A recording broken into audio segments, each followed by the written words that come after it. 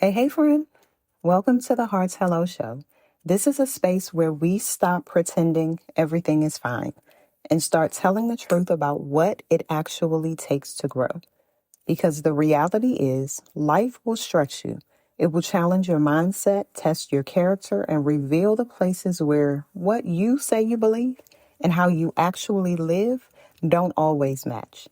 And that's where the real work begins. So here we talk about authenticity, faith, personal responsibility, relationships, and the internal alignment required to become who you were created to be. So wherever you are right now, take a breath, slow down, and let's have the conversation your heart has been waiting for. Let me go ahead and say this plainly, because some of you are praying for clarity when what you really need is the discipline to follow what's already been said.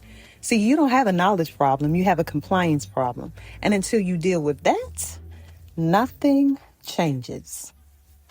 Hey, welcome back to the Heart's Hello. This space is always going to be about the heart. But we're not staying in feelings. We're stepping into alignment. We're stepping into human compliance, which means we're asking a different set of questions now. Not how do I feel about it, but am I actually following through on what I already know?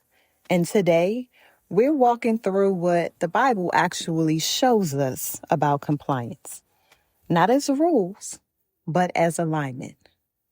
So let's go ahead and start in 1 Samuel. See, Saul was given clear instructions, not vague, not confusing, clear. And instead of following them fully, he kept what he thought made sense to keep. He obeyed halfway and then tried to present it like it was enough. And here's the correction. Obedience is better than sacrifice, meaning God is not impressed with your effort when it replaces your alignment. So pause right here and ask yourself, what am I doing some of what I know to do, but not all of it? Where have I convinced myself that this should be good enough, right? Because partial compliance is still misalignment, right? Now, once you see that, you can't unsee it. Because the issue isn't just if you obey, it's how precisely you follow what's been given.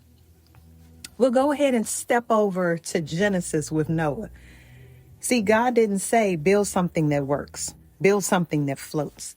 Oh, absolutely not. He gave dimensions, he gave structure, he gave exact direction. And Noah didn't come in and say, well, instead of two, can I bring one? So instead of using this wood here, can I use this over here? Instead of doing this, can I do that? He did not remix it. He didn't say, well, this version feels better to me because if we're going to be on this art, there needs to be some separation between us and the animals. He didn't give any of that back. He didn't say any of that. He followed it as instructed. So here's the uncomfortable question. Where are you adding your own version to something that has already been cleared? Where are you rushing timing, skipping steps, adjusting instructions to fit your comfort? Because every time you edit what was given, you step out of alignment. But let's go a bit deeper. Because some of you are saying, okay, Key, I hear you. I'm doing the right things, but are you? Or are you just performing them? See, we'll go ahead and slide on over to Matthew 23, where Jesus calls out the Pharisees. And this is uncomfortable because they looked right.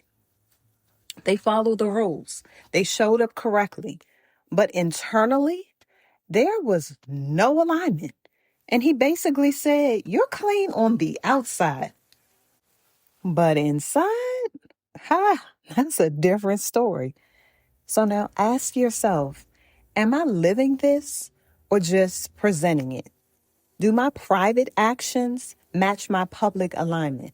Because compliance isn't just behavior. It's integrity. And if we're honest, most misalignment doesn't start with behavior. It starts with how we think. So in Romans 12:2, the word says, be transformed by the renewing of your mind, not pressured into behavior, transformed. Because if your mind hasn't shifted, your actions won't stay consistent. You'll do it for a moment and then fall back. So here's your real work. What belief is keeping me out of alignment? Not what do I need to do, but what am I still believing that's making me resist doing it? Because until your mind agrees, your actions will always feel like a fight. And this is where most people play themselves because they think non-compliance is harmless. It's not. So let's go ahead and talk about our friend Jonah, because his decisions didn't just impact him. See, Jonah was told exactly what to do, exactly where to go. And yeah, he didn't misunderstand the assignment. He didn't need clarity. He didn't want to do it. So what did he do? He ran. He got on these people's ship in the opposite direction. And while he's on the boat, a storm hits. Not a small storm, a life-threatening storm. All the time, the people on the boat who had nothing to do with Jonah's decision didn't even know about Jonah's decision are now put in danger. Why? Because of his disobedience. So while they're over there throwing their good stuff overboard, their cargo overboard, panicking, trying to survive, trying to figure out what did they do wrong, where was Jonah? Sleep. Yeah, yeah. During the storm, Jonah is asleep, out of alignment and disconnected with the impact of it. Until they wake him up and like, bruh, hey, we didn't have no problems until you hopped on this ship. But the storm is tied to you. So what did Jonah tell the folks to do? Man, throw me overboard. My bad. I hopped on your ship because I didn't want to do what I was instructed to do. And then I got on your ship and I done went to sleep while the storm is whirling around. Y'all don't know that I'm being disobedient or being disobedient. But these are the things that happen. When you're disobedient, it's not just tied to you. So let me ask you something directly. Who is being affected by your lack of alignment? Where is your delay, your avoidance, I'll get to it later, creating instability for other people? Because your choices don't just impact you, they impact environments, people, and outcomes. See, this is why integrity matters. This is why personal growth matters. It's not just in your personal life. It shows up in corporate spaces as well, where people think compliance is all about policies. It's not. It's about people choosing alignment.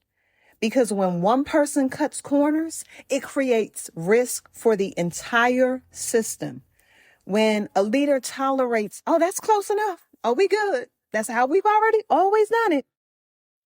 It creates a problem for the whole structure. Now the structure is weak, but the gap between what's written and what's lived, that's where everything breaks down. So let's bring this all the way in, because if I'm being honest, you don't need more information. You don't need another podcast. You don't need more notes. You need to decide, am I going to align or keep negotiating with what I already know? See, compliance is not about control. It's about alignment. And alignment is not something you visit. It's something you choose daily. So this week, don't you pick up another thing. Don't you add anything new. Don't overwhelm yourself. Go back to what you already know and actually follow through fully. period. Before you go, sit with this for a moment. Growth doesn't happen because we heard something inspiring. Growth happens when we become honest enough to examine how we're actually showing up in our lives. So take what resonated with you today, reflect on it, and decide what alignment looks like for you. And if this conversation helped you see something differently, share the episode with someone who might need it too. And if you want to stay connected, you can always find me at the Heart's Hello. Until next time, friend, keep choosing truth, keep doing the work, and keep saying hello to your heart.